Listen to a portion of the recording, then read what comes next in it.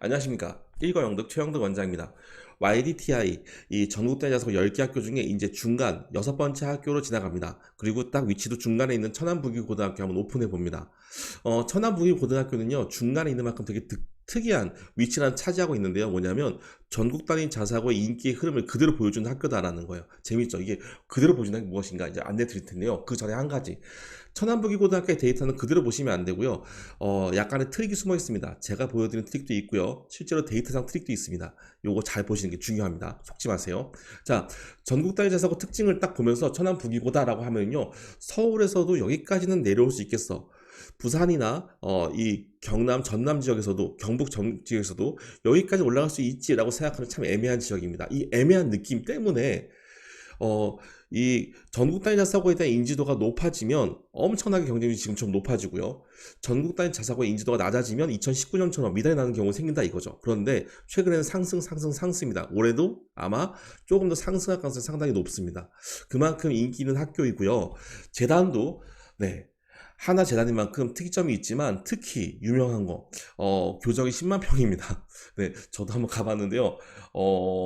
그냥 캠퍼스 같습니다. 네, 이런 여러 가지 장점들, 특이점들이 있고 충분히 전국 단위 자사고 중에서도 한 축을 차지할 수 있는 좋은 학교다라는 거 안내드리면서 오늘 특징들 소개시켜 드리도록 하겠습니다. 자, 이제 학교 들어가려면 어떻게 되냐라고 해서 일정을 쭉 보니까요. 똑같이 12월 달에 그대로 진행돼서 1단계, 2단계 전국 단위 자사고 공통으로 진행이 됩니다. 그런데 재밌는 게 뒤에 1월 달부터 추가 모집 붙여놨어요. 아까 말씀드렸죠. 미달이 아픈 경험이 한 번 있습니다. 그래서 그때부터 추가 모집을 꾸준히 넣었는데요. 사실 일반 전형에서가 나오는 게 아니라 보통 광역 전형에서 요즘에는 가끔씩 추가 모집이 나오고 있습니다. 자, 어떤 차이가 있는지 이제 전형별로 한번 볼까요? 자, 자료를 보아하니 위의 경쟁률은 2.038인데 아래의 경쟁률은 0.8 0.66이래요. 광역의 경쟁률이 상당히 낮다는 게 보여집니다. 그렇죠. 그런데 반면에 일반은 꾸준히 올라가고 있다. 자, 그런데 제가 말씀드렸잖아요. 이 일반 데이터 2.38에 제가 트릭이 있다고 말씀드렸습니다. 어떤 트릭이 있느냐?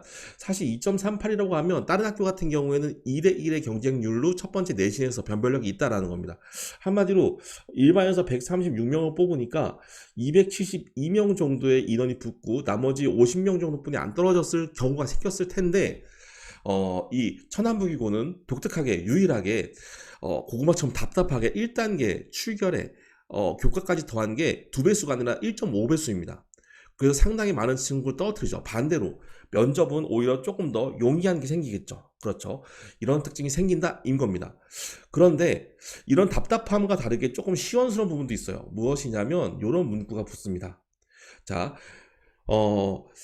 광역 일반에서 미달 인원이 생길 경우에 30명 이하이면 모두 일반 전형을 돌립니다. 그리고 30명이 넘으면 30명 플러스 인원의 50%를 넘깁니다. 무슨 뜻이냐?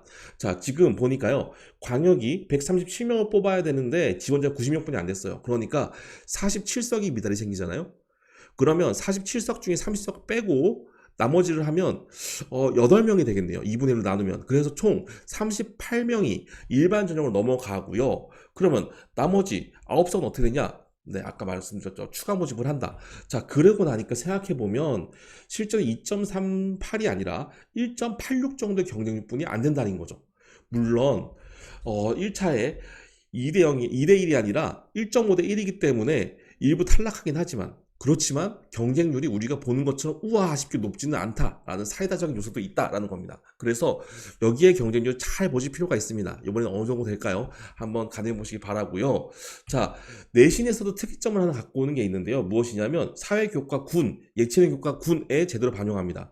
무엇이냐면 다른 학교 같은 경우에는 역사랑 도덕을 동시에 들었을 때 둘 중에 한 가지 좋은 것 또는 이걸 꼭 해라라고 결정이 되어 있는데요. 부기고 같은 경우에는 2개가 나오면 평균 점수를 대입해야 됩니다. 그리고 예체능 교과군도 그냥 버리는 게 아니라 여기에서도 점수가 일부 반영되는 모습을 보일 수가 있어요. 그래서 다른 학교랑 비교해 보면 이런 식으로 역사, 도덕, 예체능 부분에서도 5%가 반영된다라는 거고요. 검정고시도 마찬가지로 다른 데서는 국영, 수사, 과까지만 진행되는데 도덕까지 반영되는 김천고랑 딱 2개의 유의한 학교라고 보시면 되겠습니다. 특이점이 있죠. 자, 면접의 특이성이 있나 이제 보여드리면요. 특수성이 있는 학교 제가 넣어놨어요. 그러니까 특수성이 있겠죠. 그런데 사실 말씀드리면 자소서도 띄어쓰기를 제외하긴 하지만 한마디로 글자수 좀 많기는 하지만 특이성이 그렇게 있지는 않고요. 활동형 면접 어떻게 보나 봤더니요. 거기에 대해서 네, 특이한 면접이 나온다는 표현이 없습니다. 어느 학교보다 무난한 활동형입니다. 그러면 사실은 저 끝에 활동형을 넣어야 되는데 저는 빨강색 특수형을 넣었어요. 왜 이렇게 넣었냐면요. 자, 해본 사람만이 안다고요. 이런 특징이 있습니다. 면접 방식이요. 다른 데에는 보통 2개에서 8개, 5개 정도의 질문을 자소서에서 합니다. 그렇기 때문에 자소서 기반 지문이 많이 나오는데요.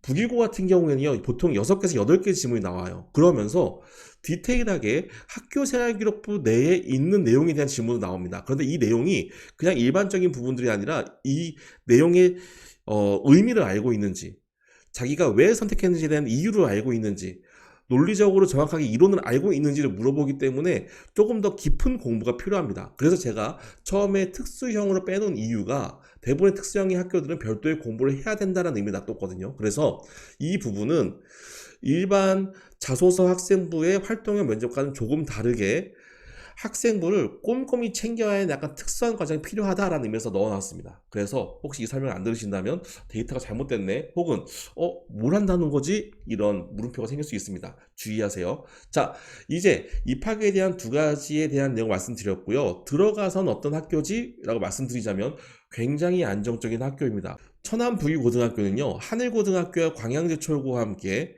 가장 내신 경쟁력이 표준 편차가 크게 납니다. 그쵸. 자, 그래서 사실 단점이 있고 학교 분위기가 안 좋나? 라고 생각할 수 있어요. 그런데 조금 특이한 점이 있습니다. 다른 학교는요, 표준 편차가 큰 학교들을 봤을 때 보통 공부를 잘하는 친구와 못하는 친구가 극명히 갈려져 있어요. 그런데 북일고는 그렇지는 않습니다. 물론 보시면 수학 같은 경우에는요, 너무 하향 평균이 되는 느낌이 좀 들어요. 근데 절대 하향 평균이 아니고요. 우리 친구도 수능하는 거 보면 느끼시겠지만 문제가 어려운 겁니다. 그런데 그 외에 국어, 그 다음에 영어, 사회를 보시면 아시겠지만 점수가 어떻게 되어 있어요? 네, 중간권이 두껍게 되어 있고요. C하고 D하고 E로 갈수록 점점 비율이 적습니다. 그렇죠. 무슨 뜻이냐면요. 즉, 꼼꼼히 공부를 할 수 있는 승부욕이 있는 친구들이라면 자기가 노력한 만큼 성장할 수 있는 학교다라는 겁니다. 굉장히 좋은 의미인 겁니다. 그쵸? 그래서 잘 기억해 주세요. 저는 북이고 정말 괜찮은 학교라고 봅니다. 자, 그렇다면 이제 대입은 어떻냐? 말씀드렸잖아요. 좋은 학교라고요.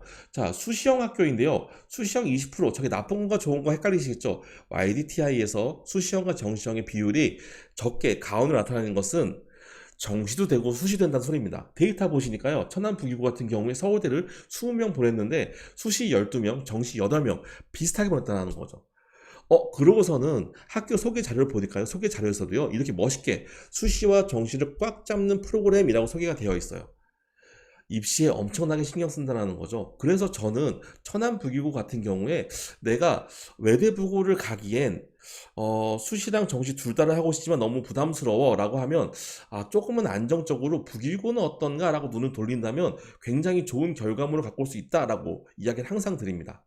자, 그리고 실적이 좋아야 되는데요. 실적이 점점 더 올라가고 있습니다. 자, 저기 왼쪽에 있는 약간 크로마토그래피 같이 나와 있는 그래프를 한번 보실까요? 좀 더 확대해 보니까요. 보이시죠?